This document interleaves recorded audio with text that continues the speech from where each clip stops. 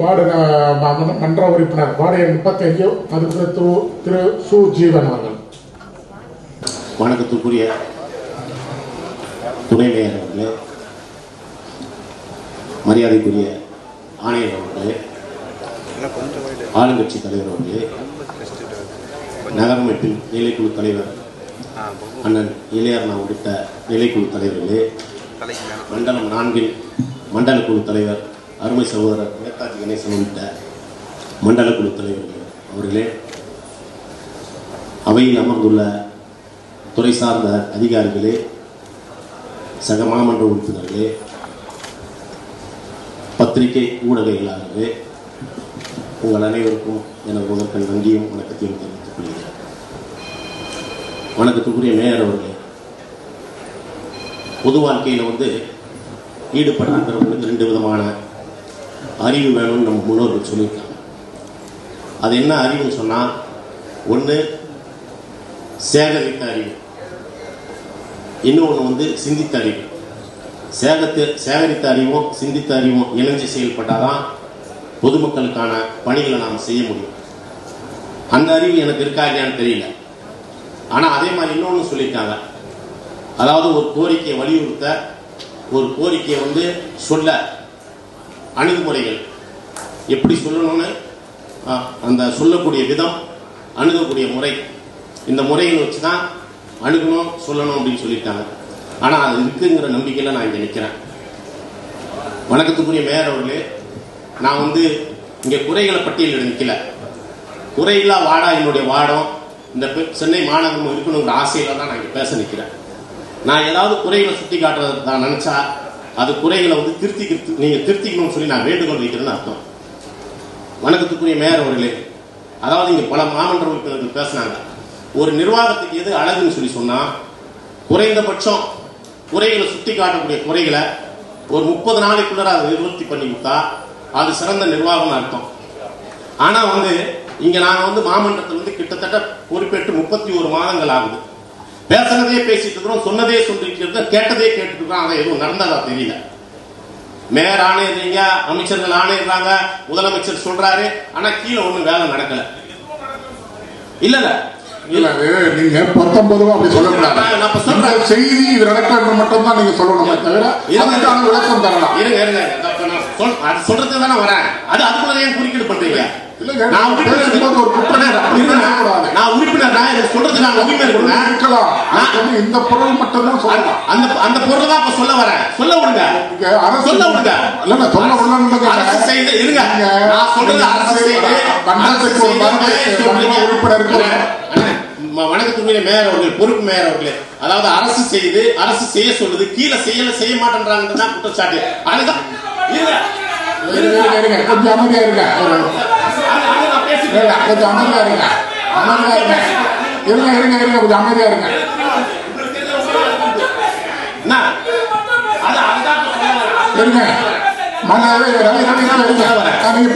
சொல்ல வரேன். நான் 2024 ஜனவரி 30ஆம் தேதி அந்த பருவமழை காலத்துல இந்த மழை வெள்ளத்தை தடுக்கிறதுக்காக சில வழிமுறைகளை சொன்னேன். ஜனவரி மாசம் சொன்னேன். அதாவது என்ன சொன்னேன்னு சொல்லி சொன்னா, கொடுங்கியூர் கனால் ஓரமா இருக்கக்கூடிய அந்த கால்வாய் ஓரமா இருக்கக்கூடிய மதில் சுவரை 2 அடி உயர்த்தி தரணும்னு கேட்டேன். 2 அடி உயர்த்தப்படல. அதே மாதிரி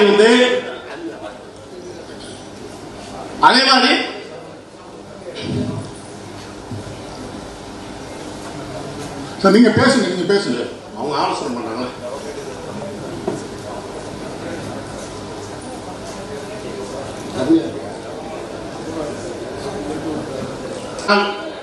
கனால் ஓரமா இருக்கக்கூடிய மதில் சுவர் கீழே வட்ட வடிவத்தில் துளைகள் இருக்குது.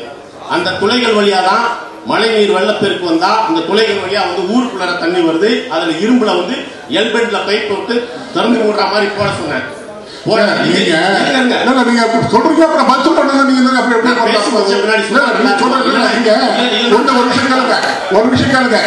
மன்ற உறுப்பினருடைய கவனத்திற்கு நீங்கள் மாநகராட்சியுடைய சம்பந்தப்பட்ட கேள்விகளை கேட்பீர்களானால் அதற்கு உரிய பதில் கிடைக்கும். இது நீர்வளத்துறை சம்பந்தப்பட்ட கடாவுடைய இது. அது சட்டமன்றத்தில் உங்கள் தொகுதியுடைய சட்டமன்ற உறுப்பினர் சட்டமன்றத்தில் கேட்க வேண்டிய கேள்வி. நீங்க மாநகராட்சியுடைய நீங்கள் முதல் மன்ற உறுப்பினர் அத்தனை பேருக்கு இது பொருந்தும். மன்ற உறுப்பினர் மாநகராட்சி பணிகள் குறித்து மட்டும் நீங்க கேட்டு விளக்கம் தரலாம். இது உங்களுக்கும் பொருந்தும். நன்றி. இல்ல இது வரைக்கும் வந்து மத்தவங்க எல்லாம் சொன்னாங்க, அவங்களுக்கு அந்த பதில் இல்ல. எல்லாருக்கும் தான் சொல்றேன். எல்லாருக்கும் அந்த மன்ற உறுப்பினர் அனைவருக்கும் பொதுன்னு சொல்றேன். எல்லாரும் சொன்னாங்க மன்ற உறுப்பினர் சொல்லிட்டேன். ஆனா யாருக்கும் அந்த பதில். நீங்க குற்றம் சாட்டும் போது துறையீடு மாநகராட்சியுடைய பணியா இல்ல அரசின் பணியா கவனிச்சு பேசணும். வணக்கத்துக்குரிய மேயர் அவர்களே, மக்களுக்கு வந்து அது அரசு பணியா மாநகராட்சி மக்கள் பணியான்னு தெரியாது. மன்ற உறுப்பினர் தெரிஞ்சுக்கலாம். அது நான் எல்லா ஒவ்வொரு மக்களுக்கு வந்து என்னுடைய வாழ்க்கை. நீங்க மன்ற உறுப்பினர் சட்டமன்ற உறுப்பினர் இருக்காங்க. சட்டமன்ற உறுப்பினர் அந்த பணியை பார்ப்பாங்க. மாநகராட்சி மன்ற உறுப்பினர் உங்களுடைய பணிகள் மாநகராட்சி சம்பந்தப்பட்ட பணிகளை இங்க தெரிவிச்சு. என்னுடைய வார்டுல 78,000 பேர் இருக்காங்க. 78,000 பேருக்கு இது அரசு பணி மாநகராட்சி பணியில நான் விளக்க சொல்ல முடியாது. நீங்க வெள்ளம் வந்தா எங்களை தான் கேட்கறாங்க. நீங்க சட்டமன்ற உறுப்பினர் இருக்காரு, உங்களுக்கு மேல சட்டமன்ற உறுப்பினர் அவங்க கவனத்தை கொண்டு செல்லுங்க. வெள்ளம் வந்தா எங்கிட்ட தான் கேட்கறாங்க, எங்கிட்ட தான் பேசுறாங்க, நாங்க தான் சொல்ல முடியும். அதனால வந்து அந்த அந்த சென்னை மாநகராட்சி மாதிரி சிறந்த செயல்பாடு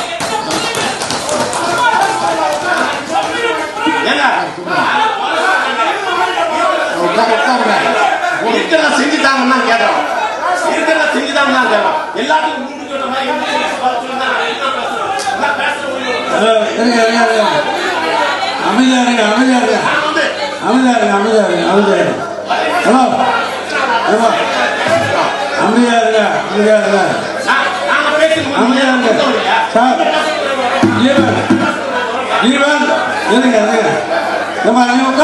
உட்காருங்க. அமைதியா இருங்க. மன்ற உறுப்பினர் அவருடைய நேரத்தில்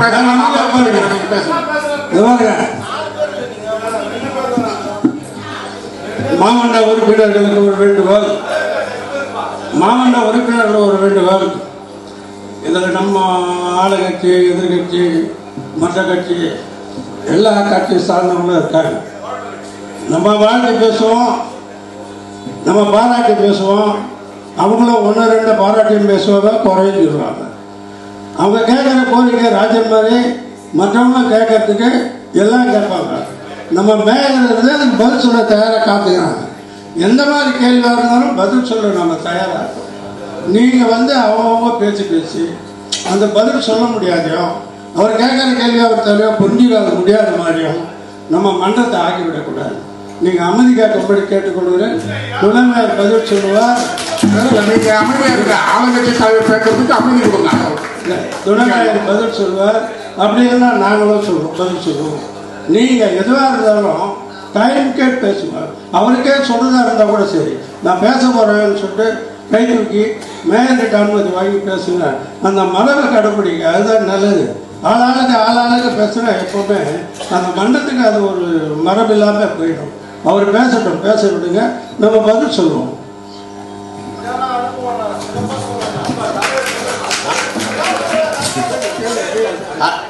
அதே மாதிரி வணக்கத்துக்குரிய மேயர் அவர்களே, என்னுடைய வார்டில் வந்து north avenue, south avenue, Kaveri சாலை, இந்த 3 சாலைகளுக்கு 3 சாலைகள் வந்து சின்ன பாலம் போகுது. இந்த கொடுங்கூர் கனால் மேல சின்ன பாலம் போகுது.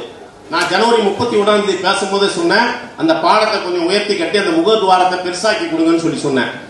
அப்ப நீங்களும் சொன்னீங்க, வர நிதிநிலை அறிக்கையில வந்து அதுக்கான நிதியை ஒதுக்கி செஞ்சு தரீங்க. அந்த பணியும் தொடங்கல. இதெல்லாம் நான் ஏன் கேட்கறேன்னு சொன்னா, நீங்களோ ஆணையரோ மழை காலத்துல அந்த மழை வெள்ளத்துல நீங்க வந்து அந்த வீதி ஊடா வந்து பொதுமக்களுடைய துன்பங்களை துயரங்களை கேட்க வரும்போது உங்களை எந்த ஒரு பொதுமக்களும் மடக்கி உங்களை வந்து இம்சப்படுத்திடக்கூடாது, நிந்திச்சிடக்கூடாதுங்கிற அந்த நோக்கத்துல தான் நான் பேசுறேன். எந்த துறை அதை செய்யணுமோ, செய்யக்கூடிய துறை எந்த துறைக்கு அந்த அதிகாரமோ அதை செய்ய சொல்லுங்கன்னு கேட்கிறேன். அது வந்து குற்றமோ குறையோ கிடையாது. குற்றம் இல்லாத, அதாவது குறைகள் இல்லாத வார்டா இருக்கணும். குறைகளை பட்டியலிடல் நான் என்னுடைய பேச்சினுடைய தொடக்கத்திலே சொன்னேன். அதே மாதிரி வணக்கத்துக்குரிய மேயர் அவர்களே, என்னுடைய வார்டில் வந்து ஆரம்ப சுகாதார நிலையம், நகர்ப்புற நலவாழ்வு மையம் இருக்கு. என்னுடைய வார்டில் வந்து ஏறக்குறைய 78,923 மக்கள் 18,000 சிற்ற குடியிருப்புல வசிக்கிறாங்க.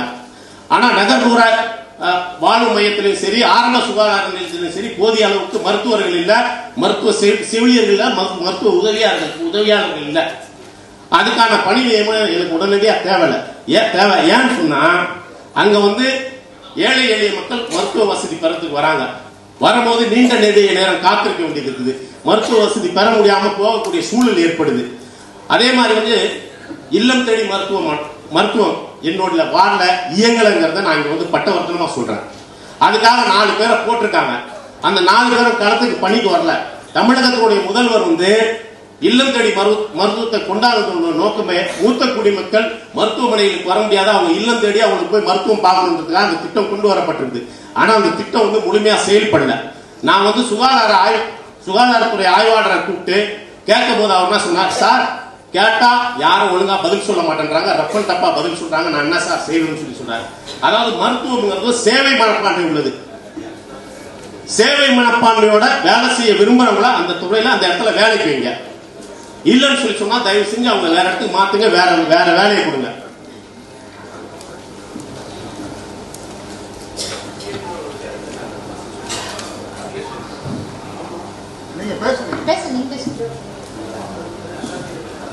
அதே மாதிரி வந்து அந்த என்னுடைய வார்டில் வந்து ஆரம்ப சுகாதார நிலையங்களுக்கு நகர்ப்புற நலவாழ்வு மையத்துக்கு எந்தெந்த பணிகளுக்கான எந்தெந்த பணியாளர்கள் தேவைங்கிற பட்டியலை வந்து நான் பேசி முடிச்சோன்னே உங்க கையில தரேன். என்னுடைய வார்டுக்கான பணியாளர்களை நீங்க நியமனம் செஞ்சு தரணும்னு சொல்லி கேட்டுக்கிறேன். அடுத்தது வந்து சென்னை பள்ளிகள் வந்து கடந்த ஆண்டை விட இந்த ஆண்டு மாணவர் சேர்க்கைங்கிறது ரொம்ப சிறப்பா இருக்கு, பிரமாதமா இருக்கு. சென்னை பள்ளிகள் மேல வந்து அதாவது ஏழை எளிய நடுத்தர மக்கள் மட்டும் இல்ல உயர்குடி மக்களுக்கு வந்து ஒரு நம்பிக்கை வந்திருக்குது, சென்னை பள்ளி நல்லா இயங்குதுன்னு சொல்லி. ஆனா என்னுடைய கோரிக்கை என்னன்னா, என்னுடைய கன்னி பேச்சுல சொன்னேன், அண்ணா சொல்லுவாரு வடக்கு வாழ்கிறது தெற்கு தேய்கிறதுன்னு சொல்லுவாரு. நான் இந்த மன்றத்தில் நின்று சொல்றேன், சென்னையை பொறுத்த வரைக்கும் தெற்கு வாழ்கிறது வடக்கு தேய்கிறது என்னுடைய கன்னி பேச்சுல சொன்னேன். அது வந்து இந்த ஆசிரியர் நியமனத்தில் வந்து அது இருக்குது, அதை நீங்க கவனத்தில் எடுத்துக்கணும். வட சென்னையில வந்து பெரும்பாலான பள்ளிகள்ல ஆசிரியர் பற்றாக்குறை இருக்கு. நீங்க ஒரு ஆசிரியர் வந்து வட சென்னைக்கு பணியிட மாற்றம் செஞ்சு அனுப்புனீங்கன்னா ஏதோ ஒரு செல்வாக்கை பயன்படுத்தி எப்படியோ பண்ணி அவங்க அந்த வட சென்னைக்கு வர கல்வி போதிக்க வர மறுக்கிறாங்க, வட சென்னை பகுதிக்கு வர மாட்டேன்றாங்க. வட சென்னையில பெரும்பாலான பள்ளிகள்ல ஆசிரியர் பற்றாக்குறை இருக்குதுங்கிறது நீங்களும் மறுக்க முடியாது, நானும் மறுக்க முடியாது. நான் சொல்ற அந்த அவங்க வந்து தன்னுடைய பணி மாற்றல் உத்தரவை ரத்து செஞ்சுட்டு வராங்களா இல்லையா, ரத்து செய்யறாங்களா இல்லையாங்கிறத நீங்க தெரிஞ்சுக்கணும்னு விருப்பப்பட்டா கடந்த கால கோப்புங்களை எடுத்து பாருங்க. நான் சொல்றது உண்மைக்கு புறமான தகவலா தெரியும். அதனால நீங்க எனக்கு என்னுடைய வேண்டுகோள் என்னன்னா, வேலை செய்ய வரவங்க வட சென்னையில படிக்கக்கூடிய பிள்ளைகளும் மாணவிகளுக்கு வந்து கல்வி போதிக்கிறதுல அவங்களுக்கு என்ன சிரமம்? வட சென்னையை வந்து கற்றறிந்த ஆசிரியர் பெருமக்கள் அந்த அவங்க வந்து ஏன் வேற மாதிரியா பாக்குறாங்க? வட சென்னையில இருக்கிற மக்களுக்கு நான் மனிதாபிமானம் இல்லையா, மனித நேயம் இல்லையா? வட சென்னையில இருக்கிறவங்க உயர்ந்த பதவியில யாரும் இல்லையா? நீங்களே வட சென்னைக்காரங்க தான். வணக்கத்துக்குரிய மேயர் அவர்கள் நீங்களே வட சென்னை சேர்ந்தவங்க தான். ஆனா வந்து வட சென்னைக்கு வந்து ஆசிரியர்கள் வர மாட்டேன்றாங்க, கல்வி போதிக்க மாட்டேன்றாங்க. எங்க மாணவ செல்வங்களுக்கு கல்வி அறிவு சரியா எட்டக்கூடிய சூழல் இல்லை. என்னுடைய வேண்டுகோள் என்னன்னா, நீங்க வந்து ஆசிரியர்களுடைய பட்டியல் எடுங்க. எந்தெந்த ஆசிரியர்லாம் வந்து பணிக்கு வந்து வட சென்னை பகுதியில வேலை செய்யாம இருந்திருக்காங்களோ அந்த ஆசிரியர்கள் பூரா வட சென்னையில கண்டிப்பா 3 வருஷம் கல்வி போதிக்க வரணுங்கிற ஒரு உத்தரவு போடுங்க. வேலை செய்யாதானே வந்தாங்க. பெருநகர சென்னை மாநகராட்சி ஊதியம் கொடுக்குது இல்ல, அதனால நான் தென் சென்னையில தான் வேலை செய்வேன், நான் மத்திய சென்னையில தான் வேலை செய்வேன், வட சென்னையில வேலை செய்ய மாட்டேன்னு சொல்லி சொல்றது. வட சென்னைக்கு அவங்க பணி செய்ய வர சொல்லுங்க. வட சென்னைக்கு நீங்க பணி செய்ய வந்தா அது வடக்குரிய மேயர் அவர்கள் பதில் சொல்லிப்பாங்க.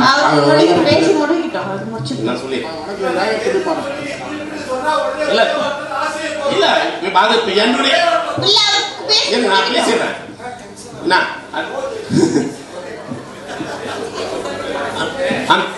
அதாவது வந்து நீங்க வந்து ஆசிரியர்களை அனுப்புங்க, வணக்கத்துக்குரிய மேயர் நீங்க ஆசிரியர்களை அனுப்புங்க. நீங்க முதல்ல வந்து என்னுடைய வார்டில் இருக்கக்கூடிய ஏற்கஞ்சேரி உயர்நிலை பள்ளிக்கு என்னென்ன பெரிய ஆசிரியர்கள் தேவைன்னு பட்டியல் வச்சிருக்கேன், அந்த பட்டியலை தரேன். நீங்க ஆசிரியர்களை அனுப்புங்க வட சென்னைக்கு. வட சென்னை மக்களுடைய அன்பையும் கரிசனத்தையும் அவங்க உணர்ந்துக்கூடிய சூழலை நாங்க வட சென்னை மக்கள் நாங்க உருவாக்கி தரோம். இன்னொரு வணக்கத்துக்குரிய மேயர் அவர்கள் இன்னொரு விஷயம், நீங்க எந்த ஆசிரியர்களை எங்க வார்டில் இருக்கிற பள்ளிக்கு அனுப்புறீங்களோ அந்த ஆசிரியர்கள் கண்ணுல ஆனந்த கண்ணீர் மட்டும் தான் வரும், அதுக்கு நான் கேரண்டி. ஏன்னா நாங்க அவங்க அன்பானவங்க, எதிர்க்க வேண்டிய நேரத்தில் எதிர்ப்போம், தட்டி கேட்க வேண்டிய நேரத்தில் கேட்போம். வடசென்னையினுடைய குணம் அதை நீங்க மாற்ற முடியாது. அதனாலதான் வந்து திராவிட முன்னேற்ற கழகத்தையே வடசென்னையில தான் தொடங்கினாங்க அறிஞர் அண்ணா அவர்கள். வடசென்னை மண்ணு வந்து அவ்வளவு வலுவான மண்ணு. அதே மாதிரி வணக்கத்துக்குரிய மேயர் அவர்களே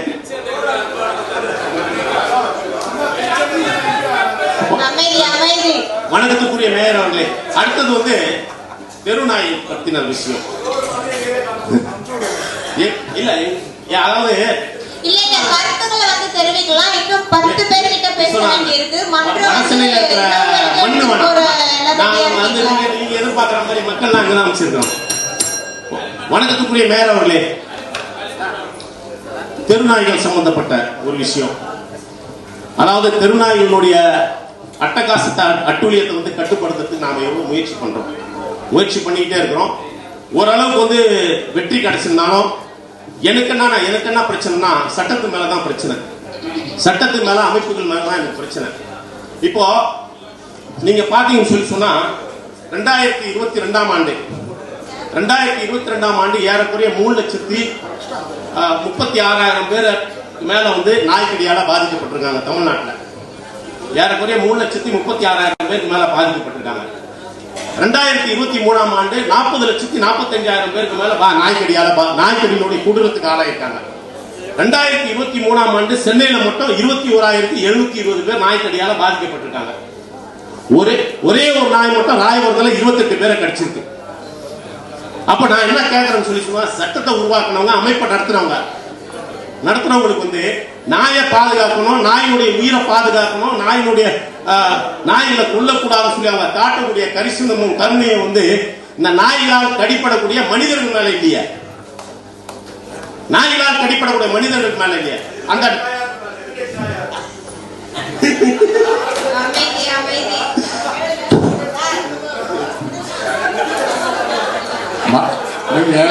அமைதி கடைபிடிக்கவும் மாமன்ற உறுப்பினர் வந்து அவரோட கோரிக்கையை தெரிவிக்கட்டும். கொஞ்சம் அனைவரும் மன்றத்தின் அமைதி கடைபிடிக்கும்.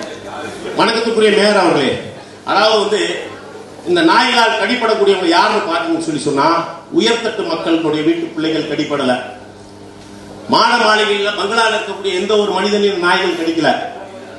எங்களை மாதிரி சாதாரண சாமானியர்கள், சாலையில நடக்கக்கூடியவங்க, சாலையில பிரவேசிக்கக்கூடிய இருசக்கர வாகனத்துல போகக்கூடியவங்க தான் நாய்கள் கடிக்குது. அப்போ அந்த நாய் கடிக்கு வந்து நாய்கள் மேல சட்டமும் அமைப்புகள் வந்து காட்டக்கூடிய கருணை எங்க மக்கள் மேலே காட்டணும். நாயை வந்து நிந்திச்சா, நாயை வந்து கொல்ல பண்ணா என்னென்ன விதிகள், என்னென்ன தண்டனை, என்னென்ன சட்டம் சொல்லியிருக்கிற அந்த சட்டம் நாய்க்கடியால பாதிக்கப்பட்ட அந்த ஜீவன்களுக்கு என்ன விமோசனம் சொல்லல. இது வரலாற்று சிறப்பு மிக்க மாமன்றம். இந்த மாமன்றத்துக்கு ஒரு பாரம்பரியம் இருக்கு. 100 ஆண்டு கடந்த மாமன்றம். நீங்க இந்த மாமன்றத்துல வணக்கத்துக்குரிய மேயர், மரியாதைக்குரிய ஆணையர், மரியாதைக்குரிய துணை மேயர், ஆளுங்கட்சி தலைவர், நீங்க வந்து உட்கார்ந்து ஒரு நீங்க வாழ்நாள மறக்க முடியாதாரு உட்கார்ந்து பேசி ஒரு முடிவெடுத்து இந்த சட்டத்துல வந்து திருத்த வேணும்னு சொல்லி சட்ட திருத்தம் வேண்டி ஒரு தீர்மானம் போட்டு சம்பந்தப்பட்ட அமைப்புக்கு, சம்பந்தப்பட்ட துறைக்கு அனுப்புனீங்கன்னு சொல்லி சொன்னா இந்த பெருநகர சென்னை மாநகராட்சியினுடைய குரலுக்கு ஒரு மரியாதை கிடைக்கும், மதிப்பு கிடைக்கும். அந்த மரியாதையும் மதிப்பும் ஏற்படணும். பல உயிர்கள், பல உடல்களை காப்பாற்றக்கூடிய அந்த சூழலை வந்து இந்த பெருநகர சென்னை மாநகராட்சி ஏற்படுத்தணும்னு கேட்டுக்கிறேன். வணக்கத்துக்குரிய மேயர் அவர்களே, அடுத்த கடைசியா ஒரு விஷயம். இது 2010 இந்த மன்றம் நிறைவேற்றின பொருள். 2010 மார்ச் மாசம் 15, 17 அந்த பொருள் நடவடிக்கை புத்தகத்தில் வெளிவந்த ஒரு செய்தி. அதுக்கு பிறகு ஆட்சி மாறிச்சு, காட்சி மாறிச்சு, அந்த பொருள் வந்து நடைமுறையில் இல்லாம போச்சு. அது என்னன்னு பார்த்தோம்னா, இன்னைக்கு சென்னை மாநகர வீதிகள்ல நாம உலாவும் எங்க பார்த்தாலும் வணிக நிறுவனங்கள், பள்ளிகள், கல்லூரிகள் எல்லாமே இருக்கு. ஆனா எல்லா அலுவலர்கள், எல்லா வணிக நிறுவனங்களுடைய பெயர் பலகைகள் பார்த்தா வண்ணமயமான ஆங்கில எழுத்துக்கள்ல, பிற மொழி எழுத்துக்கள்ல தான் இருக்கு. தமிழ் மொழியில வந்து எழுத்துக்கள் கிடையாது. தமிழ் வந்து நாம வந்து அதுல பிரவேசிக்கும் போது நாம சென்னையில இருக்கிறோமா, தமிழ்நாட்டில் இருக்கிறோமாங்கிற ஐயமும் சந்தேகமும் நமக்கு வருது. நான் அறிய இந்திய துண்டிய கண்டத்துல இந்த அளவுக்கு பிற மொழி ஆதிக்கம் வேற எங்கேயும் இல்லை. அதை உணர்ந்துதான் வந்து அன்றைக்கு வந்து மேயரா இருந்த இன்றைய மக்கள் நல்வாழ்வுத்துறை அமைச்சர் அவர்கள் 2010 ஒரு பொருளை கொண்டு வந்து நிறைவேற்றார். சென்னை மாநகரத்தில் இருக்கக்கூடிய எல்லா வணிக நிறுவனங்களும், எல்லா தொழிற்சாலையும் தமிழ் எழுத்துல வந்து பிரதானமா இருக்கணும்னு சொல்லி அவர் ஒரு தீர்மானத்தை நிறைவேற்றார். தீர்மானத்தை நிறைவேற்றி நடைமுறைக்கு வருது. ஆனா 10 ஆண்டுகள் ஆட்சி மாறினது பிறகு காட்சி மாறி போய் திரும்பி பழைய நிலவரத்தோடுது. நீங்க வேணா இங்க இருக்கிற மாமன்ற உறுப்பினர்கள் பூரா வந்து மன்றத்தை விட்டு வெளியே போகும்போது பாருங்க, ரிபன் மாளிகைக்கு மேல ஒரு பக்கம் தமிழ் வாழ்கர்கள் இருக்கும், இன்னொரு பக்கம் தமிழ் வெள்ளியர் இருக்கும். ஆனா ரிபன் மாளிகைக்கு எதிரில், ரிபன் மாளிகைக்கு பின்னாடி வலது இடது பக்கத்துல பாத்தீங்கன்னா எல்லா இடத்துலயும் பிற மொழி எழுத்துக்கள் தான் இருக்கும். நம்ம வந்து தமிழ் எழுத்தை பார்க்க முடியல. அதனால வணக்கத்துக்குரிய மேயர் அவர்களே, இந்த இதை வந்து அன்றைக்கு வந்து வணக்கத்துக்குரிய மேயரா இருந்த மாசு அவர்கள் கொண்டு வந்த அந்த விதிமுறைகளே நீங்க அமல்படுத்தணும். தமிழ்நாடு கடைகள் மற்றும் நிறுவன விதிகள் 1948 பிரிவு 15 உள்பிரிவு 1, 2 அப்புறம் 3 அதை பயன்படுத்தி நீங்க வந்து தமிழ் மொழியில வந்து எல்லா வணிக நிறுவனங்களுடைய பேர் இருக்கணும்னு சொல்லி அந்த இதை கொண்டு வரணும்னு சொல்லி வாய்ப்பு நன்றி தெரிவிக்கிற அதே நேரத்தில் இன்னைக்கு நீங்க கொண்டு வர போற பொருள் 30 அந்த பொருள் 30ல மறுமலர்ச்சி திராவிட முன்னேற்ற கழகத்துக்கு ஒரு ஆட்சேபனை இருக்கு. அந்த ஆட்சேபனை வந்து எனக்கு பின்னாடி இருக்கக்கூடிய மற்ற தோழமை கட்சிகள் தெரிவிப்பாங்க. வாய்ப்புக்கு நன்றி, வணக்கம். நன்றி. மாமன்ற உறுப்பினர் அவர்கள் கோரிக்கை போல் சென்னை பள்ளிகள் வந்து ஆசிரியர்கள் நியமிக்கப்படவில்லை என்று தெரிவித்திருந்தீங்க. எஸ்ஜிடி மூலியமா இப்போது 61 ஆசிரியர்கள் நியமிக்கப்பட்டிருக்கிறார்கள். பிடி டீச்சர்ஸ் வந்து 187 பேர் நியமிக்கப்பட்டிருக்கிறார்கள். பிஜி டீச்சர்ஸ் வந்து 183 பேர் வந்து நியமிக்கப்பட்டிருக்கிறார்கள். இப்பொழுது கூடுதலாக டிஆர்பி மூலியமாக 222 டீச்சர்கள் வந்து நியமிக்கப்பட இருக்கிறார்கள். அப்பொழுது மன்ற உறுப்பினர் வார்டுக்கு உட்பட்ட பகுதிகளில் வந்து ஆசிரியர்கள் நியமிக்கப்படுவார்கள். நீங்க என்ன தெரிவிச்சீங்க வட சென்னையில தான் நீங்களும் இருக்கீங்க அப்படின்னு சொல்லிட்டு, நானும் வட சென்னையில தான் இருக்கேன். தென் சென்னையில பார்க்கணும், வட சென்னைகள்ல இப்ப நிறைய திட்டங்கள் வந்து மாண்புமிகு தமிழ்நாடு முதலமைச்சர் அவர்கள் கொண்டு வரார்கள். வட சென்னை வந்து தென் சென்னையை விட அதிக வளர்ச்சி பெறும் இந்த மாண்புமிகு முதலமைச்சர் ஆட்சியில அப்படின்றத நான் தெரிவித்துக் கொள்கிறேன். திட்டங்கள் வந்து நன்றி, ஆசிரியர்கள் வரட்டும், அதுக்கு ஒரு நன்றி சொல்லிடுறேன். அந்த பட்டியல் கொடுத்துருக்கேன் பாத்துங்க. அப்புறம் ஒரு சின்ன விஷயம், இந்த மழலை பள்ளி ஆசிரியர்கள் விஷயம் நான் வந்து பேசியிருந்தேன். நீங்களும் ஆசிரியர்களுடைய அந்த பெருமைகளை புகழ்களை பூரா சொன்னீங்க. ஆனா அவங்களுக்கான ஊதிய உயர்வும் எட்டல, பணி நிரந்தரமும் செய்யல. ஆசிரியர்களுக்கு 12,000 ரூபாய் கூட சம்பளம் வரல. ஆயாக்கள் உதவியாளர்களுக்கு வந்து 9,000 சம்பளம் கூட தாண்டல. குறைந்தபட்சம் நம்ம என்விஎம்எல்களுக்கு கொடுக்குற சம்பளம் அந்த அளவுக்கு சம்பளமாவது கொடுத்தாலும் நல்லா இருக்கும்னு சொல்லி கேட்டுக்கிறேன். அதுவும் சேர்த்து கடிதமா கொடுத்துருக்கேன். நன்றி.